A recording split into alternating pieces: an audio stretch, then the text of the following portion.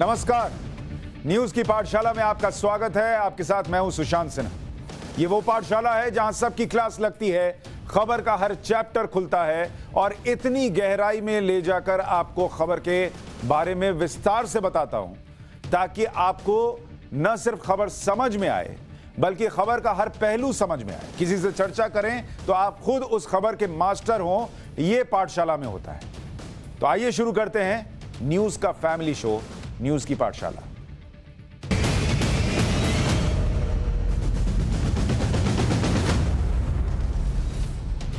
सबसे पहले रोज की तरह आपको दिखाता हूं कि आज पाठशाला में कौन कौन सी क्लास लगेगी।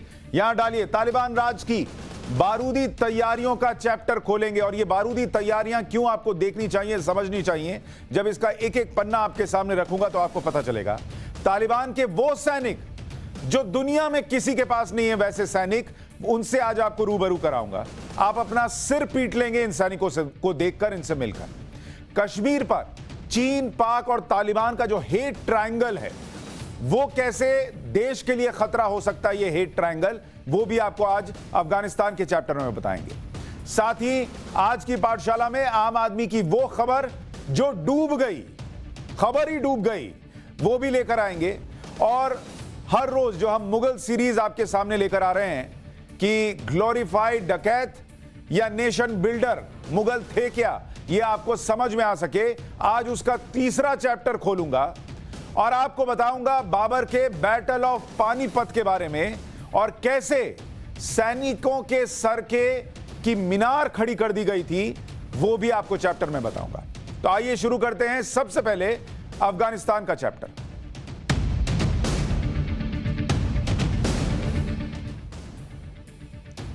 आज की तारीख में लोगों के दिमाग में एक ही सवाल है कि तालिबान का राज चलाएगा कौन। और वो दो चेहरे जिनको लेकर चर्चा सबसे ज्यादा हो रही है, हिबतुल्लाह अखुंदजादा, ये तालिबान का प्रमुख है और इसी के बारे में कहा जाता है कि ये हो सकता है कि एक अहम रोल निभाए। लेकिन जिसका नाम अभी सबसे आगे चल रहा है अफगानिस्तान में तालिबान की सरकार चलाने को लेकर, वो मुल्ला अब्दुल गनी बरादर का चल रहा है। तो जो कि तालिबान का पॉलिटिकल हेड है, यह आदमी 8 साल से ज्यादा वक्त तक पाकिस्तान की जेल में रहा, उसके बाद बाहर आया। कौन था पूरा विस्तार से आपको बताऊंगा। लेकिन ये दो चेहरे हैं जिनको लेकर सबसे ज्यादा चर्चा है कि यही अफगानिस्तान में पूरी सरकार चलाएंगे। अखुंदजादा का नाम जरूर आ रहा है, लेकिन अभी तक सूत्रों के हवाले से जो जानकारी आ रही है उसके मुताबिक यह कहा जा रहा है कि मुल्ला अब्दुल गनी बरादर, ये बरादर जो है वो सबको बराबर साथ में लेकर चलेगा और यही सरकार चलाएगा, ये कहा जा रहा है। क्योंकि आज सरकार बननी थी लेकिन बनी नहीं, इसलिए हो सकता है कल तक खबर आ जाए कि इन दोनों में से किसके पास ताज जाएगा, लेकिन ज्यादा नाम बरादर का चल रहा है। लेकिन ये बरादर है कौन? मुल्ला अब्दुल गनी बरादर कौन है? कितनी बड़ी तोप चीज है कि इसको तालिबानी कहें कि तुम ही चलाओ भाई, तुम चलाकर दिखाओ अफगानिस्तान को, और दुनिया क्या ऐसा कबूल करेगी वो आपको बताना चाहिए। तो सबसे पहले आपको दिखाता हूं कि यह बरादर है कौन, इसके बारे में पूरी जानकारी आपको होनी चाहिए। तो जिसका नाम ले रहा हूं, मुल्ला अब्दुल गनी बरादर, मतलब हालांकि ये लोग पढ़ते लिखते नहीं हैं, लेकिन अगर ये पढ़े लिखे हैं और एग्जाम में सिर्फ अपना नाम लिख दें तो इनके नाम इतना लंबा है कि उस पर कम से कम 5 नंबर मिल जाएगा। तो मुल्ला अब्दुल गनी बरादर कौन है वो समझ लीजिए। ये मुल्ला उमर, जो आतंकी है मुल्ला उमर, उसका साला है। मुल्ला उमर का साला अब्दुल गनी बरादर, यानी रिश्तेदारी में लगता है, बीवी का भाई है। और मुल्ला उमर और बरादर ने ही, जो आपको याद होगा कि कंधार में प्लेन हाईजैक हुआ था, कंधार प्लेन हाईजैक की जो घटना हुई थी, उसमें इन दोनों का ही पूरा दिमाग था, हाथ था। इन्होंने ही, माफ कीजिए, कंधार में जो ये जो मदरसा है कंधार वाला, उसके बारे में आपको बता रहा हूं कि कंधार में जो मदरसा है उसमें इन दोनों का हाथ था और इन दोनों ने ही मिलकर शुरू किया था। और उस मदरसे से ही तालिबान का जन्म हुआ। 2001 के बाद ये अब्दुल बरादर जो है वो पाकिस्तान भाग गया और 2010 में, साल 2010 में इसको अमेरिका ने पकड़ लिया, कराची में पकड़ा गया, तो पाकिस्तान भागा और सारे वहीं मिलते हैं, कहीं और मिलते नहीं हैं। कितना भी पाकिस्तान गाए कि हम तो खुद टेररिज्म का शिकार हैं, सारे आतंकी वहीं मिलते हैं। तो 2010 में इसको ट्रेस किया गया कराची में और अमेरिका के कहने पर अरेस्ट किया गया। उसके बाद ये बरादर जो है वो 8 साल जेल में रहा, यानी 2010 से 2018 तक ये जेल में रहा और 2018 में फिर अमेरिका के कहने पर छोड़ दिया गया। और अमेरिका का तो मैं आपको चैप्टर बता ही चुका हूं कि वो क्या करते हैं नहीं करते उनको खुद पता नहीं चलता है, सब जगह रायता फैलाते हैं। तो वो जो रायता फैलाया था उसका नतीजा था कि फिर इसको बोला छोड़ो, इसी से बात करेंगे। और फिर दोहा में इसी के साथ अमेरिका ने बातचीत की, डील साइन की इसी मुल्ला बरादर के साथ, और फिर वहां से अमेरिका के निकलने का रास्ता साफ हुआ। लेकिन ये तालिबान का नया राज होगा कैसा? बरादर तो उसको संभाल लेगा, लेकिन बरादर अकेला थोड़ा ही होगा, मुल्ला बरादर, उसके साथ तो कई और लोग होंगे। तो आपको तस्वीर दिखाता हूं कि ये कैसा राज होगा। इसको देखिए, ये घर डेंट पेंट नहीं कर रहे हैं, यहां महिलाओं की फोटो लगी हुई है, तो उस महिला की फोटो को सफेद से पोत रहे हैं ताकि वो चेहरा छुप जाए। ये इनकी असली सच्चाई है। इनका चेहरा दुनिया के सामने आता है जब ये किसी भी महिला के चेहरे पर काली या सफेदी पोतते हैं। पूरी दुनिया के चेहरे से रंग उड़ा हुआ है इनकी हरकतें देखकर, लेकिन इनको सिर्फ ये चेहरा नहीं दिखना चाहिए, महिला का चेहरा नहीं दिखाओ, सब बुरके में डाल दो, पर्दे में डाल दो, घर से मत निकलो। यही वो तालिबान है। अब ये खूबसूरत सी तस्वीर वहां लगी हुई थी और अब ये इनको बर्दाश्त नहीं है। तो ये तालिबान का राज कैसा होगा उसका ट्रेलर है और इसकी तैयारियां चल रही हैं कि अब हम आ गए, अब ये सब बंद करो, होर्डिंग पेंट कर दो, बस स्टैंड पर कोई होर्डिंग नहीं हो, लड़कियां बाहर ना निकलें, दफ्तर में काम ना करने जाएं। ये तालिबान है। इनकी तैयारियों का एक और वीडियो आपको दिखाता हूं। ये तालिबान की परेड हो रही है, जो मैंने आपसे कहा था कि आपको इनके सैनिकों से मिलाऊंगा। ये तालिबान की परेड चल रही है और ये कंधार में हुआ है और ये सुसाइड बॉम्बर दस्ता है। दुनिया में जितने लोगों के पास, जितने देशों के पास सैनिक है, उनके पास बड़े बड़े नेवी सील हुआ करते हैं, अलग अलग कमांडोज हुआ करते हैं। तालिबान की सेना में सुसाइड बॉम्बर हैं। ये जो आप लोग देख रहे हैं, ये झंडा लेकर तालिबान का चल रहे हैं, ये लोग सुसाइड बॉम्बर हैं। पता नहीं घर में ये क्या बताते होंगे कि मैं क्या बनने जा रहा हूं, तो मैं सुसाइड बॉम्बर बनने जा रहा हूं, मैं फटकर आता हूं। फटकर मतलब फिर ये क्या आएगा, फिर तो इसकी बॉडी ही आएगी। लेकिन ये इनकी ताकत है। लोग अपनी ताकत दिखाते हैं परेड में। आप 26 जनवरी की परेड नहीं देखते हैं, उसमें देखते हैं ना कि कैसे हमारे पास क्या क्या तोप है, क्या क्या हमारे पास हथियार है, वो दिखाए जाते हैं। इन्होंने अपना हथियार दिखाया, हमारे पास सुसाइड बॉम्बर है, कुछ बोलोगे तो जाके फट जाएगा। तो ये तालिबान है। आदमी सिर पीट ले कि ये अपने सुसाइड बॉम्बर को दिखा रहे हैं कि ये हमारे सैनिक हैं। पिछले 4 साल में तालिबान ने 137 सुसाइड अटैक किए थे। तो इसी टाइप के रहे होंगे वो भी, जो कि फट गए वहां जाकर। अच्छा, इसी परेड में कार बम दस्ता भी आया। ये कार बम दस्ता है। लोग दिखाते हैं हमारे पास तोप है, लोग दिखाते हैं हमारे पास राफेल है, ये दिखाते हैं हमारे पास कार बम दस्ता है, ये कार में बारूद भरा है, जाके फट जाएंगे। ये तालिबान है, ये इनकी सरकार चलेगी। और इनसे भाई आपको तो थोड़ा बहुत तो खौफ हो गई ये क्या भाई, राफेल का तो आप इलाज कर सकते हैं फिर भी, लेकिन जो बारूद भर के और ये कह के हम जाके फट जाएंगे, उसका क्या इलाज कीजिएगा। और आत्मघाती हमले में इनका इस्तेमाल किया जाता है। दूसरे हथियार भी दिखाए कि ये भी है भाई, सिर्फ मत सोचो कि हम सुसाइड अटैक ही करते हैं, और भी करते हैं। अच्छा, आत्मघाती हमलावरों की परेड क्यों नहीं होगी जब तालिबान का प्रमुख ही इसे सपोर्ट करता है? तालिबान का प्रमुख हेबतुल्ला अखुंदजादा, इसके बारे में हमने आपको पहले बताया था, इस आदमी के बारे में। इसी ने सुसाइड बॉम्बिंग के फतवे देने शुरू किए थे। आपको याद होगा जब हमने इसका चैप्टर खोला था, डिटेल में बताया था कि इसने, ये इतना क्रूर है कि इसने 23 साल के अपने बेटे को सुसाइड बॉम्बर बनाकर भेज दिया था कि जाओ फट जाओ। 2017 में बेटे अब्दुल रहमान को सुसाइड बॉम्बर बनाकर भेजा और हेलमंड में अफगान मिलिट्री बेस पर हमला करवाया। तो ये अगर नहीं बनेगा तो सोचिए, जिसने अपने बेटे को सुसाइड बॉम्बर बनाकर मरने के लिए भेज दिया, उसके साथ कितना अन्याय है। मुल्ला बरादर बन जाएगा और ये अखुंदजादा नहीं बनेगा। खैर, जो सुसाइड बॉम्बिंग को हथियार बनाते हैं, उन्हें उन हथियारों से क्या मतलब जो अमेरिका छोड़कर गया है। एक नया वीडियो भी आया है, इसमें अमेरिकी सैनिक अफगानिस्तान में छोड़े सैन्य साजो सामान को तबाह कर रहे हैं। ये आप जो देख रहे हैं, कि कैसे उस पर हथौड़ा मार रहा है, दूसरी चीजें मार रहा है। ये उस साजो सामान को बर्बाद करने की तस्वीरें हैं, जिसमें किसी तरीके से बस अब ये ऐसा बर्बाद कर दो, इसका सिस्टम खराब कर दो कि अफगानिस्तान में तालिबान इसका इस्तेमाल ना कर सके। शीशा तोड़ दो, इस तरीके की चीजें कर दो। ये अमेरिका करके गया है, इससे होगा, खाली इतना कर देने से होगा। अगर डिसमेंटल करना है तो तालिबान की सोच को डिसमेंटल करना था, तुम 20 साल में कर नहीं पाए अमेरिका। अगर डिसमेंटल करना था तो तालिबान के आतंक को करना था, वो तुम 20 साल में कर नहीं पाए अमेरिका। अगर डिसमेंटल करना था तो इन्हें पालने वाले पाकिस्तान को करना था, उनको तुम पैसा देते रहे अमेरिका, और वो तुमको ही गोल गोल घुमा के बेवकूफ बनाते रहे, और उस पाकिस्तान को तुम पैसा देते रहे। क्यों? क्योंकि तुम्हारे यहां अटैक नहीं हो रहा था और उस पैसे का इस्तेमाल पाकिस्तान इंडिया में करता था, तुमको फर्क नहीं पड़ता था। अब जब यहां एक सरकार आई जिसने कहा कि पाकिस्तान को हम अपने हिसाब से हैंडल कर देंगे, तुम रहने दो, तब जाकर चीजें रुकी हैं। नहीं तो हिंदुस्तान में कितने बम धमाके होते थे आपको याद होगा। बीते 7 साल से ऊपर वाले का शुक्रिया कीजिए कि कोई धमाका देश में नहीं हुआ है। जो होता है सारी चीजें उधर कश्मीर के उधर ही रोकी जाती, पूरा नेटवर्क टूट रहा है। खैर, कल तक तालिबान बोल रहा था, इनका स्टांस जो है वो कैसे चेंज हुआ वो भी आपको समझना चाहिए। कल तक तालिबान बोल रहा था कि हमें दूसरे देशों के मामलों से कोई मतलब नहीं। कल तक तालिबान बोल रहा था कि कश्मीर के मामले में हम दखल नहीं देंगे, लेकिन अब तालिबान पलट गया।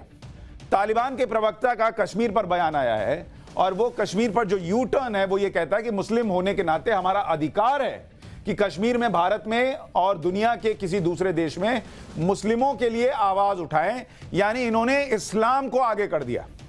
मुसलमान के लिए मेरे दिल में दर्द है ये कहकर अपना जो स्टैंड था वो चेंज कर लिया कि हम आवाज उठाएंगे और कहेंगे कि मुस्लिम तुम्हारे अपने लोग हैं, तुम्हारे अपने नागरिक हैं, उन्हें तुम्हारे कानूनों के मुताबिक बराबरी का अधिकार है।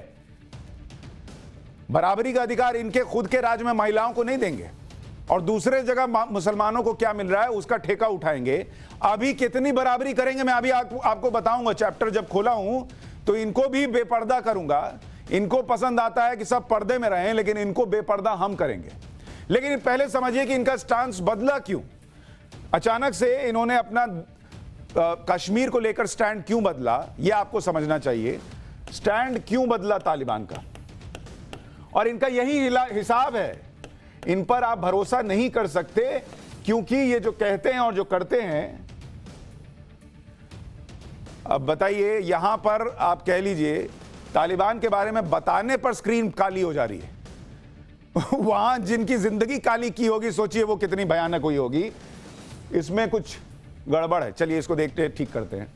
तो जब तक ये स्टार्ट हो रहा, मैं आपको बता रहा था कि कैसे स्टैंड जो है वो बदल गया। पाकिस्तान का दबाव जरूर रहा होगा, क्योंकि पाकिस्तान ने इतने साल, अभी आपको मुल्ला बरादर के बारे में बता रहा था, उसने क्या बोला कि भाई 8 साल से वो जेल में था, अब उसकी जिंदगी ऐसी बदली कि वो अफगानिस्तान को लीड करेगा, अफगानिस्तान में सब कुछ वही देखेगा। तो इसको अगर आप समझिएगा तो आपको जो दिखा रहा था कि वहां पर अब पाकिस्तान का दबाव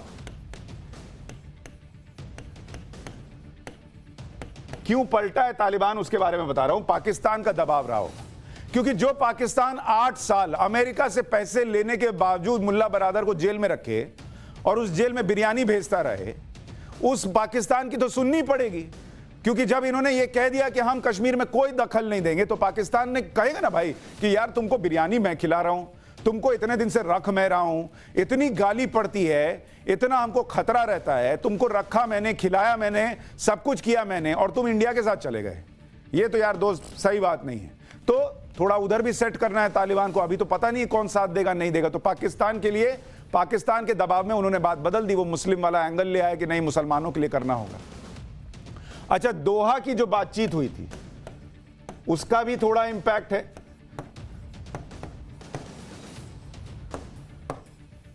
क्योंकि वहां जो बातचीत हुई इससे बेचैनी हुई। पहली आधिकारिक बातचीत थी, दीपक मित्तल जो भारत के राजदूत हैं उन्होंने बातचीत की थी, और अब्बास टैनकज़ई से भी मिले थे।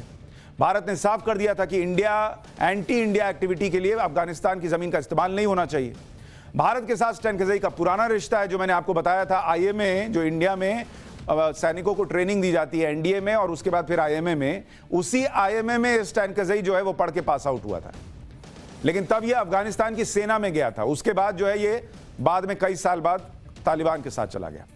स्टैन कज़ई ने कहा था कि भारत के साथ जैसे रिश्ते हैं वैसे रिश्ते चलने चाहिए, और पाकिस्तान को इससे दिक्कत हुई, उसके बाद सारा खेल बिगड़ा। अब इसकी पाकिस्तान की जो बेचैनी है, इसकी क्रोनोलॉजी भी आपको समझनी चाहिए कि जिस दिन भारत ने स्टैन कज़ई से बातचीत की कि भाई तुमको, तालिबान को हम मानते तो आतंकी हैं, लेकिन अगर तुम पड़ोस में घर खरीद लिए हो एक तरीके से, तो अब रहो, क्या कर सकते हैं, तुमको उठा के तो फेंक नहीं सकते। जब बाकी पूरा मोहल्ला तुमको स्टेटस देगा कि रहोगे, तो हम भी मानेंगे कि चलो पड़ोस में रहता है, लेकिन हमारे लिए आतंकी तो तुम रहोगे ही, लेकिन हमारे खिलाफ कुछ नहीं होना चाहिए। तुम्हारे फ्लैट में जो भी आकर रहे वो हमारे यहां डीजे बजाकर हमको परेशान ना करे, वैसी वाली स्थिति, मतलब हमारे यहां कोई दिक्कत ना हो। तो भारत से बात हुई। उसी दिन अलकायदा ने नए सिरे से ग्लोबल जिहाद चढ़ने की बात कह दी। अलकायदा को सबसे पहले कहते हैं कि परेशानी हुई, इसमें कश्मीर का नाम ले लिया गया। बहुत मुमकिन है कि अलकायदा के इस बयान का स्क्रिप्ट राइटर भी पाकिस्तान है, क्योंकि बहुत मुमकिन है कि पाकिस्तान की शय पर ही अलकायदा ने कश्मीर का जिक्र किया। तालिबान को भेजी गई बधाई, अलकायदा ने क्या कहा था वो आपको बता रहे हैं कि अफगानिस्तान में अल्लाह की दी गई आजादी मुबारक। अब सीरिया, सोमालिया, यमन, कश्मीर और दुनिया भर में मौजूद इस्लाम की उस धरती को आजाद कराना है जो इस्लाम के दुश्मनों के हाथों में। ओ अल्लाह, पूरी दुनिया में इस्लाम के लोगों को आजादी दें, यह अलकायदा का बयान आया था। यहां भी मुसलमानों को आजादी दिलाने के नाम पर अलकायदा आगे आया, और अब वही अलकायदा वाला बयान तालिबान दे रहा है। यह बयान मुसलमानों को और कट्टरपंथी बनाने के लिए दिए जा रहे हैं। ऐसे बयान जिहादी आतंक को जगह जगह बढ़ाने के लिए दिए जा रहे हैं। जैसे आपको एग्जाम्पल देता हूं कि आज ही न्यूजीलैंड में एक जिहादी आतंकी हमला हुआ और उसकी तस्वीर आपको देखनी चाहिए। आतंकी ने ऑकलैंड के एक शॉपिंग मॉल में घुसकर 6 लोगों को चाकू मार दिया। यह आतंकी श्रीलंका का रहने वाला था और आईएसआईएस से प्रभावित था। मार तो उसको उसी वक्त दिया, लेकिन यह खतरा दुनिया के लिए बढ़ रहा है, क्योंकि ये लोग, अलकायदा और बाकी लोग जो कह रहे हैं कि दुनिया भर में कहीं किसी मुसलमान को कुछ होगा तो हम उससे निपटेंगे, तो ये चीजें बढ़ेंगी अभी। और ये प्रमाण है कि जिहादी आतंक की सोच को और बढ़ावा मिलने वाला है। इस ग्लोबल जिहादी आतंक का मास्टरमाइंड पाकिस्तान है। अलकायदा और तालिबान के कश्मीर पर बयान के पीछे भी पाकिस्तान क्यों है, पाकिस्तान पर शक क्यों है, यह आपको समझना चाहिए। जो मैं आपसे शुरू में कह रहा था कि ये ट्रायंगल आप समझिए कि एक तरीके का ये ट्रायंगल है, जिसमें यहां तालिबान है, यहां पाकिस्तान है और यहां अलकायदा है। तो ये तीनों मिलकर, और यहां बीच में भारत, यानी कह लीजिए कश्मीर। कोशिश इनकी यही है कि कश्मीर के नाम पर भारत में किसी तरीके से अनरेस्ट पैदा करो। यहां भारत में वो मुसलमान जिनको तालिबान को सलाम ठोकने का दिल कर रहा है, उनके अंदर किसी तरीके से अनरेस्ट पैदा हो जाए, और फिर भारत में अनरेस्ट पैदा हुआ तो इससे बढ़िया पाकिस्तान के लिए क्या हो सकता है। वो तो एकदम खुशी से झूमने लगते हैं। क्यों पाकिस्तान का एंगल आपको बता रहा हूं कि यही सारा दिमाग लगा रहा है, खुराफाती दिमाग जो है ये पाकिस्तान का है, कि 2001 में जो अमेरिका पर हमला हुआ था 2001 में, उसके बाद अलकायदा के आतंकी या तो ईरान गए, वहां जाकर छिपे, या फिर वो पाकिस्तान गए। यही 2 जगह थी, ईरान या पाकिस्तान, जिन्होंने छिपने की जगह दी। ओसामा बिन लादेन पाकिस्तान में मिला था, आप भूले नहीं होंगे, और वहीं मारा गया था एबटाबाद में। अयमन अल जवारी, जो लादेन के मरने के बाद अलकायदा का प्रमुख बना, 2017 में रिपोर्ट आई थी कि यह भी आईएसआई की सुरक्षा में कराची में रह रहा है। अलकायदा के आतंकी रीग्रुप होकर, मतलब फिर से इकट्ठा होकर, फिर से अफगानिस्तान पाकिस्तान बॉर्डर पर एक्टिव है। अच्छा, इतना ही नहीं, जो हिजबुल मुजाहिदीन है, जिसका आप नाम सुनते हैं, जो इंडिया में आतंकी हमले कराने में एक्टिव रहता है, हिजबुल, उसका जो प्रमुख है सैयद सलाउद्दीन, वो कल नजर आया है पाकिस्तान में। मतलब अभी ये सब जब चल रहा है, और ये इसकी तस्वीर आपको दिखा रहा हूं, ये गिलानी की जो मौत हुई उसकी शोक सभा पाकिस्तान में हो रही थी, और वहां ये सैयद सलाउद्दीन जो टोपी लगाए हुए है, पता नहीं टोपी क्यों लगाता मुझे नहीं पता, शायद बाल झड़ रहे हैं या क्या है नहीं पता, छुपाने के लिए कुछ करता होगा।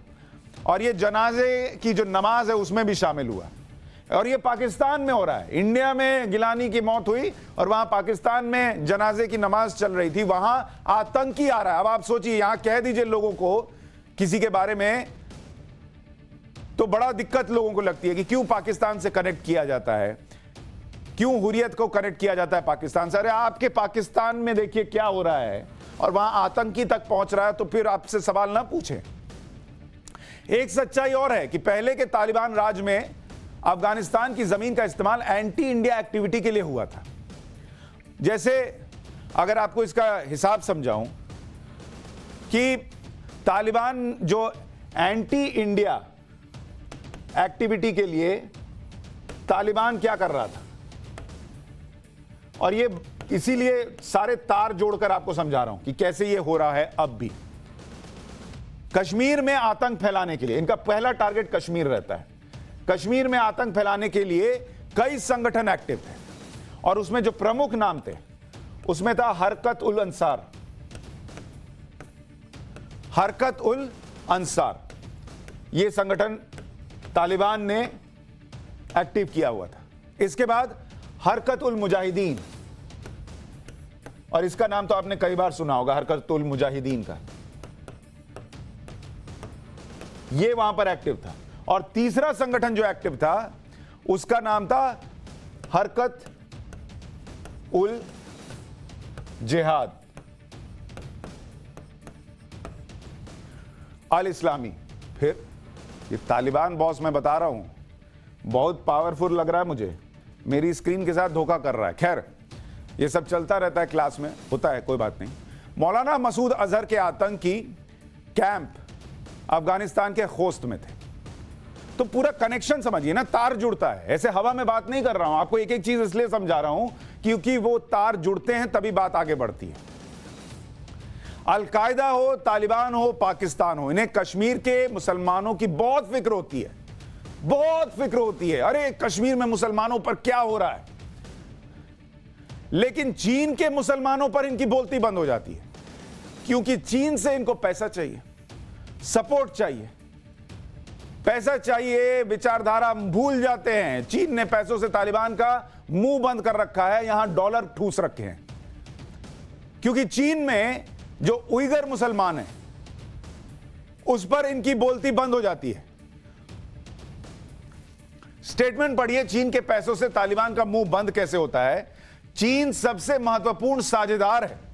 वाह भैया, इससे हमारे लिए मौका है, देश में निवेश और पुनर्निर्माण के लिए तैयार है। देश में तांबे की खदानें हैं, चीन की मदद से इसे फिर से चलाएंगे। चीन दुनिया के बाजार में हमारे लिए रास्ता है। चीन के वन बेल्ट वन रोड का समर्थन करते हैं। जबीहुल्लाह मुजाहिद, प्रवक्ता तालिबान। चीन तुमको तब समझ में नहीं आता जब उइगर मुसलमानों पर वहां अत्याचार होता है, तब मुसलमानों का दर्द समझ में नहीं आता आप लोगों को। दुनिया में सबसे बुरा हाल उइगर मुसलमानों का चीन में है। लाखों मुसलमानों को कैद करके रखा जा रहा है। ये जो शिनजियांग प्रांत आप देख रहे हैं, यहां पर गोल घेरे में दिखा रहा हूं चीन का, यहीं पर लाखों मुसलमानों पर पहरा लगाया गया है। चीन ने एक तरह से जेल बना दिया है यहां को। सारे मुसलमानों के हितैषी चुप हैं, साइलेंट, एक आवाज, एक चू चपड़ नहीं निकलती उनके मुंह से। तालिबान की बोलती बंद है। पाकिस्तान की हिम्मत नहीं है कि चीन को बोल दे कि उइगर मुसलमानों के साथ क्या कर रहे हो। ढोंग ये सब जो कहते हैं मुसलमानों के नाम पर कर रहे हैं, ये सिर्फ इस्तेमाल करते हैं इस सोच का कि चलो मुसलमान के नाम पर हमारे साथ आ जाएगा तो हमारे काम आएगा। इनको सिर्फ अपने से और पैसे से मतलब है। सबको चीन का पैसा चाहिए। चीन क्या क्या कर रहा है आपको वो बताना चाहता हूं। जिस शिनजियांग के बारे में आपको बता रहा हूं, यहां की आबादी क्या है, यहां की आबादी आपको दिखाता हूं। कितना बंद करोगे, अभी फिर चालू होगा, फिर बंद करो, फिर चालू होगा, बंद करोगे, फिर चालू करूंगा। करीब 2.5 करोड़ आबादी है शिनजियांग की।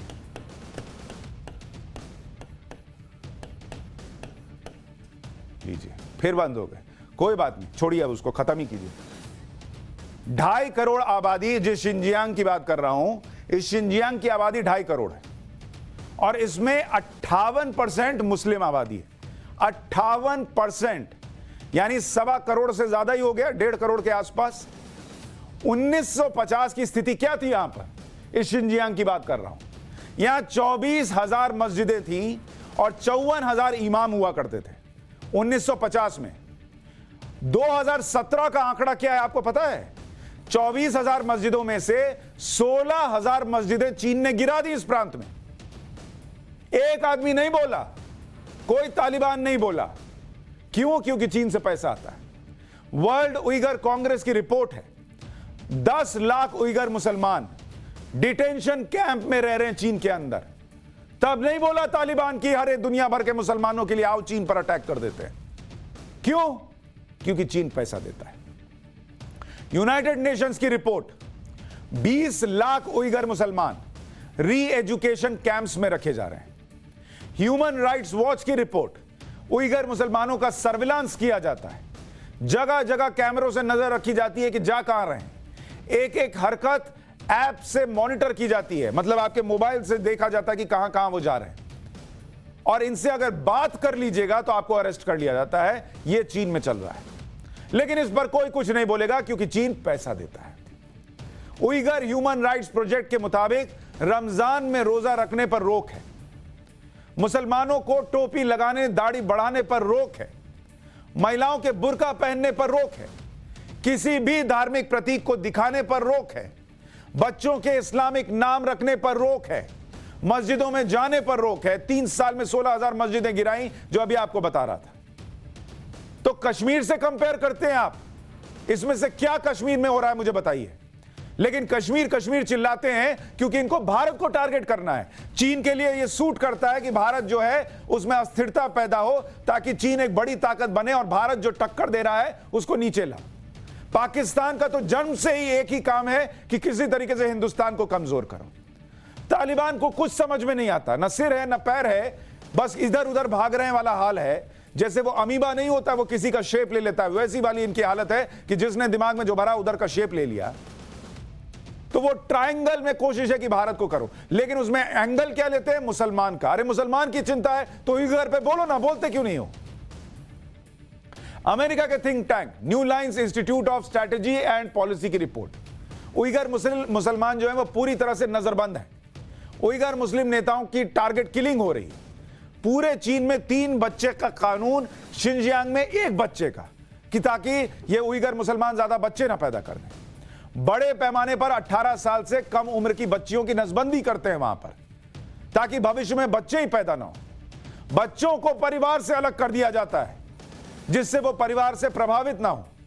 स्थानीय भाषा की जगह चाइनीज मैंडरीन भाषा पढ़ने पर मजबूर किया जाता है। इन बच्चों को अनाथालय में भेज दिया जाता है। माता पिता डिटेंशन कैंप में बंधुआ मजदूर हैं। यह हालत है उइगर मुसलमानों की।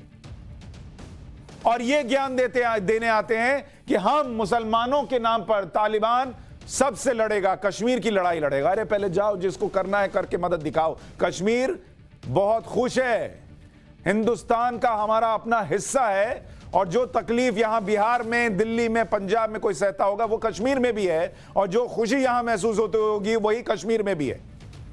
तो अपना सिस्टम जो है वो शटडाउन करो और उधर ही रखो। तो इसलिए आपको अफगानिस्तान के बारे में पूरे विस्तार से बताया कि ये होगा। ये चैप्टर नहीं समझिएगा तो आपको लगेगा बड़ा नेचुरल है कि हमारे बारे में सोच रहा है, आपके बारे में कोई नहीं सोच रहा। ये ध्यान रख लीजिए, जो सोचेगा वो यहीं के लोग सोचेंगे, हम और आप ही सोचेंगे। अफगानिस्तान के चैप्टर में इतना ही। अब आपके सामने वो खबर जो मैंने कहा था डूब गई, वो लेकर आता हूं, असम का चैप्टर।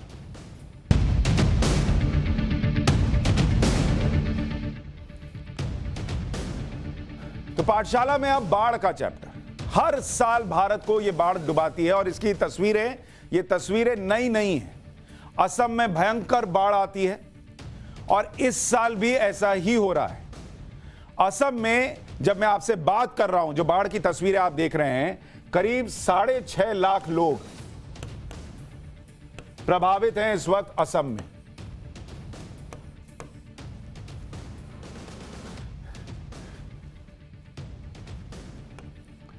असम में प्रभावित हैं। इस बार बंद होगा तो फिर इसको मैं छोड़ दूंगा, इसको मैं डुबा दूंगा, ये स्क्रीन आपको मिलेगी नहीं।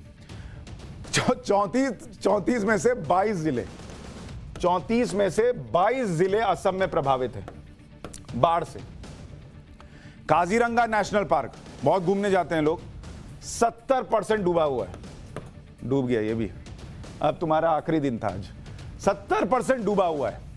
असम की हालत अभी क्या है, इसे बिना ग्राउंड रिपोर्ट के आप समझ नहीं पाएंगे। इसलिए पहले ग्राउंड रिपोर्ट देखिए। घर डूबे, मकान डूबे और डूब गई दुकान। असम में ब्रह्मपुत्र नदी के पानी का कहर इस तरह टूटा कि सब कुछ पानी में समा गया। बाढ़ और बारिश असम पर कहर बनकर टूट रही है। बाढ़ की वजह से राज्य के 34 में से 22 जिले प्रभावित हैं। पानी की वजह से असम त्राही त्राही कर रहा है। ऐसा परिस्थिति है जो असम के लोगों को हर साल फेस करना पड़ता है। हर साल रिवर ब्रह्मपुत्र और उसके जो ट्रिब्यूटरीज है वो ज़्यादा से ज़्यादा लैंड्स को सबमर्ज करते हैं और इस साल भी मंजर कुछ अलग नहीं है। इस बार भी रिवर ब्रह्मपुत्र और उसके ट्रिब्यूटरीज के पानी से बहुत ज़मीन फ्लड के नीचे चला गया है। इस वक्त हम लोग हैं मोरीगांव डिस्ट्रिक्ट में, जो एक वर्स्ट अफेक्टेड एरिया है इस वेव ऑफ फ्लड से। मैं बताना चाहता हूं कि हर साल फ्लड बहुत कहर बरसाता है असम में और इस बार भी मंजर कुछ अलग नहीं है। हर साल रिवर ब्रह्मपुत्र और उसके ट्रिब्यूटरीज के पानी बहुत ज़मीन अंदर उसके चपेट में ले लेते हैं और इस बार भी आप देख सकते हैं कि बहुत ऐसे खेत और घर जो रास्ते हैं सब पानी के नीचे चला गया है और लोगों के अभी चलने फिरने के लिए जो यातायात का जो सहूलियत है वो इस तरह के नाव हैं। ये असम के मोरीगांव जिले की तस्वीरें हैं। अब यहाँ के लोगों को कुछ राहत है, मगर कुछ दिनों पहले तक बाढ़ के पानी की वजह से लोग परेशान थे। मोरीगांव में बाढ़ का पानी आया और अपने साथ सब कुछ बहा कर ले गया। पानी से लोगों पर आफत बनाई। परेशानी इतनी ज्यादा बढ़ गई है कि लोगों को समझ नहीं आ रहा कि वो करें तो करें क्या।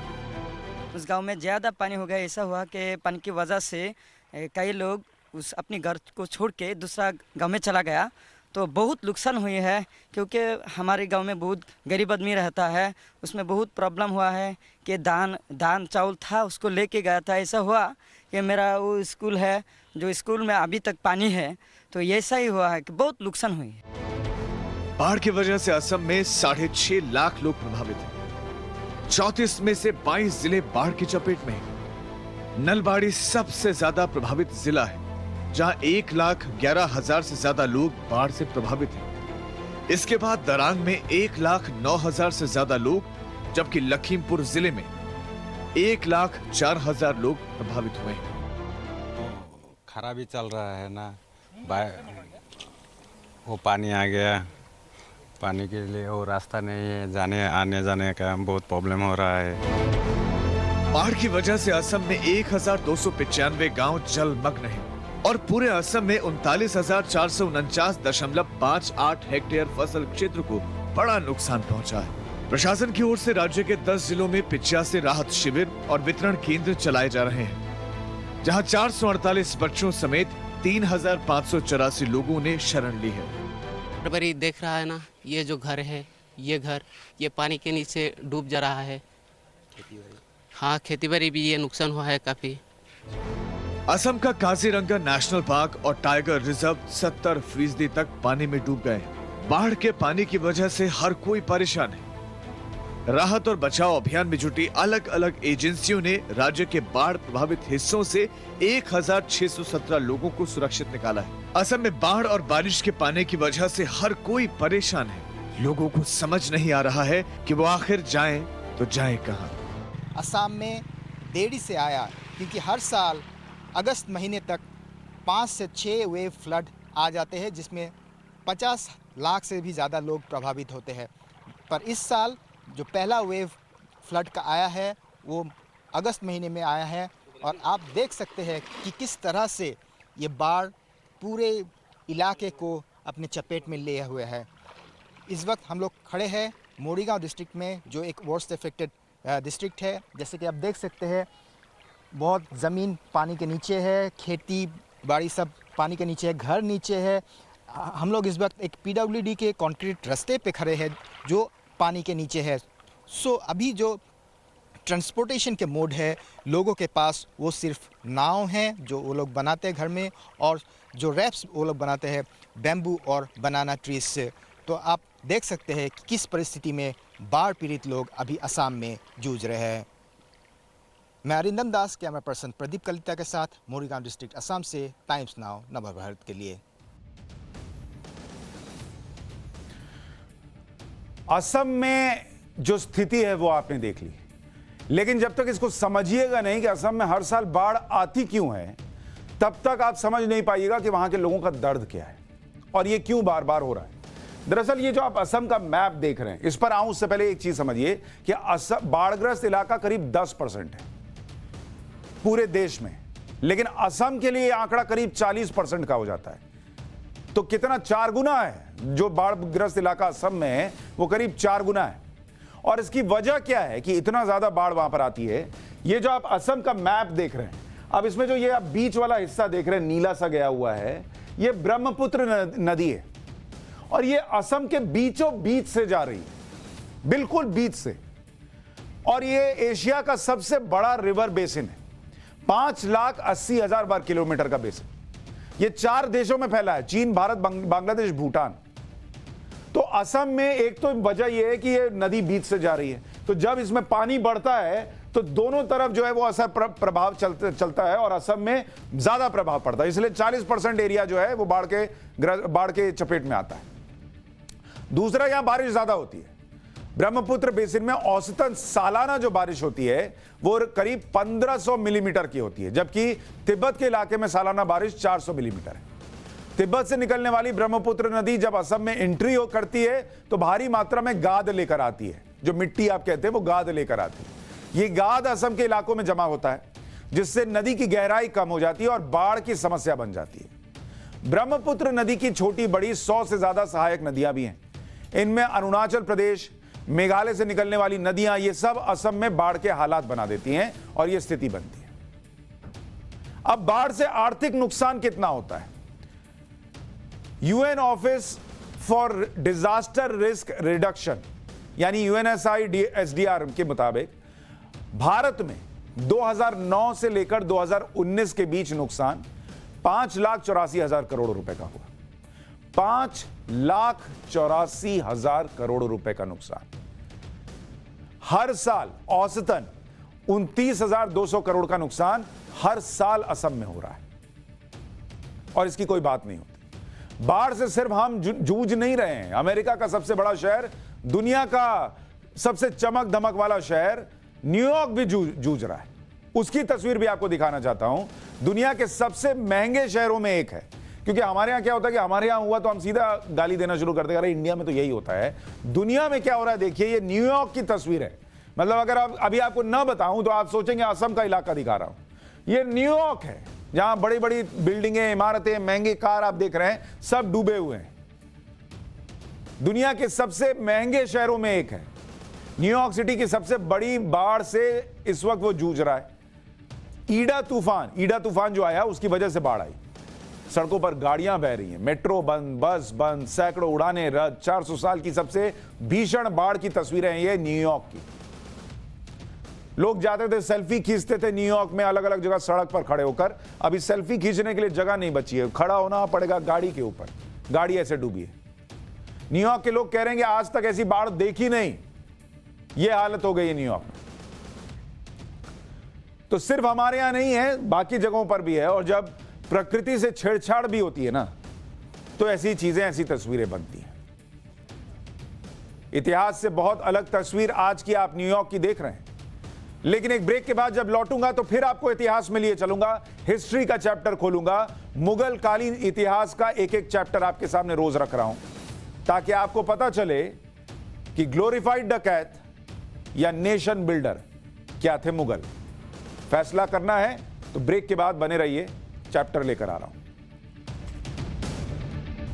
पहले जल्दी से थोड़ा कल का रिवीजन कर लेते हैं। अगर आप, ये सुविधा बार बार नहीं मिलती कि क्लास में नहीं आइएगा और रिवीजन भी कराया जाएगा, लेकिन चूंकि अभी शुरू हिस्ट्री की क्लास लग रही है तो आपको थोड़ा सा रिवाइज करा देते हैं कि बाबर जो है वो आया था हिंदुस्तान, किस काम से, क्यों आया था? मोहब्बत थी, लूटने आया था। ये सब नहीं समझिएगा तो आज की बात भी नहीं समझ में आएगी। बाबर तैमूर वंश का था, समरकंद के इलाके से आया था। 1504 में उसने काबुल पर कब्जा किया। इसके 22 साल बाद दिल्ली पर हमला किया और अकूत दौलत और सुरक्षित ठिकाने के लिए बाबर ने हिंदुस्तान का रुख किया। बाबर ने हिंदुस्तान पर 4 बार हमला किया लेकिन नाकाम रहा। 1524 में उसने 5वीं कोशिश की और लाहौर पहुंच गया। हमला करके लाहौर को तबाह कर दिया। लाहौर के बाद बाबर ने दिल्ली कूच किया जहां इब्राहिम लोदी का राज था। दिल्ली फतह के लिए बाबर ने इब्राहिम लोदी से युद्ध लड़ा और बाबर 12,000 की फौज लेकर आया था। उसमें तोपखाना भी था जो उस जमाने में औरों के पास नहीं होता था। इब्राहिम लोदी की फौज 1 लाख से ज्यादा की थी। लोदी की फौज में 1000 हाथी भी थे। इसके बावजूद इब्राहिम लोदी हार गया। युद्ध बाबर ने कैसे जीता, क्या रणनीति अपनाई, आज पाठशाला में बैटल ऑफ पानीपत का चैप्टर आपके सामने रख रहा हूं और आपको समझा रहा हूं। दरअसल बाबर 12 अप्रैल 1526 को पानीपत पहुंचा था और बाबर को लगा कि पानीपत आने पर इब्राहिम लोदी उस पर हमला कर देगा। इब्राहिम लोदी अपने आप में मजावा खिलाड़ी, उसने बोला आओ बताते हैं तुमको, और उसने हमला किया ही नहीं। वो जानता था कि बाबर की सेना के लिए गर्मी को सहना आसान नहीं होगा। इसी से बाबर बौखला गया। उसको लग रहा था कि भाई आए हैं अप्रैल के महीने में, फटाफट निपटाएंगे और उसके बाद दिल्ली हमारी, पैसा हमारा। वो उन्होंने कहा इब्राहिम लोदी ने कि अभी इसको बैठाओ अप्रैल की गर्मी में, तपाओ इसको। तो बाबर बौखलाया, सैनिक गर्मी में परेशान होने लगे। 8 दिन तक न बाबर हमला करे न इब्राहिम की सेना हमला करे। दोनों आमने सामने हैं, खड़े हैं, लेकिन हमला कोई नहीं कर रहा। पहले तू लखनवी अंदाज में चल रहा है, लेकिन वो स्ट्रैटेजी के तहत चल रहा था। उसके बाद 20 अप्रैल 1526 को 8 दिन बाद बाबर ने इब्राहिम लोदी के कैंप में सैनिक भेजे रात के वक्त, लेकिन इब्राहिम लोदी के सैनिकों ने हमला नाकाम कर दिया। वो अपने तैयार बैठे थे, उनको पता था कि इतने दिन चांद बैठा तो आएगा ही। इससे इब्राहिम लोदी ओवर कॉन्फिडेंस में आ गया। इब्राहिम लोदी को लगा कि वो आसानी से बाबर को हरा देगा, ये तो कोई मामूली सी चीज लग रहा है भाई, रात में आया इसको निपटा दिए। तो इब्राहिम लोदी इसी ओवर कॉन्फिडेंस में 300 हाथी की फौज लेकर पानीपत के मैदान में उतर गया और बाबर को जैसे ही पता चला उसने अपना तोपखाना एक्टिव कर दिया। तोप से जो आवाजें हुई उसे सुनकर हाथी भड़क गए। हाथियों ने ऐसी आवाज नहीं सुनी थी, धड़ाम धड़ाम आवाज हो रही थी। हाथी बौखला गए, इधर उधर भागने लगे और उसके बाद बाबर के घुड़सवार की टुकड़ी ने पीछे से इब्राहिम लोदी की सेना को घेर लिया और फिर हो गया काम। अब आप बोलिए तो मैं एक रिस्क लेकर आपको इधर समझाऊं कि यह हुआ कैसे, क्योंकि मेरा युद्ध जो है इस नोटपैड से चल रहा है। तो बाबर ने इस जंग में 2 चीजों का इस्तेमाल किया था। पहला, तुलुगमा युद्ध नीति, और इसके लिए बाबर ने क्या किया, अगर आप ये समझें कि यह व्यक्ति बाबर है, तुलुगमा युद्ध नीति, ये आपको समझ, और ये तुलुगमा है, इसका ये हटा दीजिए, तुलुगमा युद्ध नीति। और ये बैटल ऑफ पानीपत में जो ये था वो आपको समझा रहा हूं, बैटल ऑफ पानीपत, ठीक है। तो ये तुलुगमा युद्ध नीति क्या है, अब इसको आप समझिए कि इसमें एक चीज आपको थोड़ी अब ये करनी पड़ेगी कि बाबर को यहां से हटाइए और बाबर को यहां लाइए। ये है आपका, मान लीजिए बाबर, ठीक है। अब इस बाबर के आसपास इधर आप देखिएगा 3 टुकड़ी, एक इधर, इधर एक टुकड़ी जिसमें कि घुड़सवार वगैरह शामिल है, और इधर एक टुकड़ी जिसमें घुड़सवार वगैरह शामिल है, और ये ऐसी पोजीशन में रहेंगे कि आपको ज्यादा नजर ना आए। और इधर आप देखिए, इधर जो ये खड़ा है ये इब्राहिम लोदी, और इसकी जो सेना है वो इसके पीछे खड़ी है, मतलब इधर इधर इधर ये इसकी सेना खड़ी है, ये इब्राहिम लोदी की सेना हो गई। लेकिन ये जो तुलुगमा आपको बता रहा हूं, ये तुलुगमा युद्ध नीति में क्या होता था कि आप पीछे जो है इस तरीके के बॉक्स लगा दिए जाते थे। माफ कीजिए, इसको जरा यहां से हटाइए, इसको आगे की तरफ यहां पे बॉक्स लगा दिए गए, और इस बॉक्स के पीछे बैलगाड़ियां, आप एक तरीके से कह लीजिए लकड़ी की बैलगाड़ियां जो थी, और यहां पर इसके पीछे तोप लगा दिया गया। ये तोप आप देख रहे हैं, अब ये तोप हो गई और इसके पीछे जो है बाबर खड़ा है और इधर से साइड से सेना खड़ी है। अब यहां से इन्होंने गोला दागना शुरू किया, एक तरीके से बैलगाड़ी की दीवार हो गई और यहां से गोला दागना शुरू किया। तो यहां पर वैसे ही हलचल मच गई है। जो सामने है ये तो वैसे ही सामने सामने लड़ रहे हैं, तो इनकी मौत होनी है क्योंकि यहां से गोला दाग रहे हैं। और ये जो साइड वाले हैं ये साइड से घेर कर इनको मारते थे। तो ये जो रणनीति बनी कि इधर साइड से घेर दो कि भागने की जगह ना मिले और सामने से गोला दाग दो, इसको कहते थे तुलगमा युद्ध नीति। और इसी तुलगमा युद्ध नीति के तहत बाबर ने इब्राहिम लोदी को हराया और दिल्ली पर कब्जा किया। दिल्ली तो पहुंच गया, लेकिन उसने इस कब्जे के बाद जाकर देखा कि इब्राहिम लोदी मरा हुआ है, उसके सैनिक मरे हुए हैं। उसने सैनिकों के जो सिर थे वो कटवाए और उसकी मीनार खड़ा की। सैनिकों के सर की मीनार, ये था बाबर। कैसे बाबर ने राज चलाया यह आपको अगली क्लास में बताऊंगा सोमवार को। तब तक आप भी थोड़ा बाबर के बारे में सोचिए और मुझे इजाजत दीजिए। नमस्कार।